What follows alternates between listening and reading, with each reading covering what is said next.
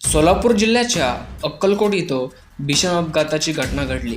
नव्या वर्षाच्या पहिल्याच दिवशी देवदर्शनासाठी जाणाऱ्या भाविकांवर काळाने घाला घातलाय। या अपघातात 4 जणांचा जागीच मृत्यू झालाय।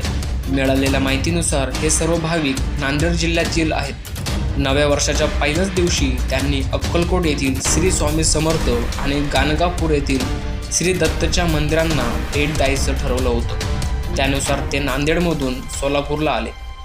त्यांनी अक्कलकोटला जाऊन श्री स्वामी समर्थांचं दर्शन घेतलं। त्यानंतर ते स्कॉर्पिओ कारनं गाणगापूरच्या दिशेने जात होते। दरम्यान वाटेतच त्यांच्यावर काळाने घाला घातला। सर्व भाविक स्कॉर्पिओ कारनं गाणगापूरच्या दिशेने जात होते। मैदरगीजवळ गेले असता समोरून येणाऱ्या आयशर ट्रकला कारची धडक बसली। ही धडक इतकी भीषण होती की स्कॉर्पिओ कारचा चक्काचूर झालाय, तर आयशर ट्रक देखील रस्त्याच्या कडेला उलटून पडलाय। या भीषण अपघातात 4 जणांचा जागीच मृत्यू झालाय। मृत्यूमध्ये 2 महिला आणि 1 पुरुषाचा समावेश आहे। इतर 7 ते 8 जण गंभीर जखमी झाल्याची माहिती आहे। हा अपघात झाल्यानंतर लोकांनी घटनास्थळी मोठी गर्दी केली होती। अपघात नेमका कोणत्या कारणातून झाला हे अद्याप समोर आलेलं नाही।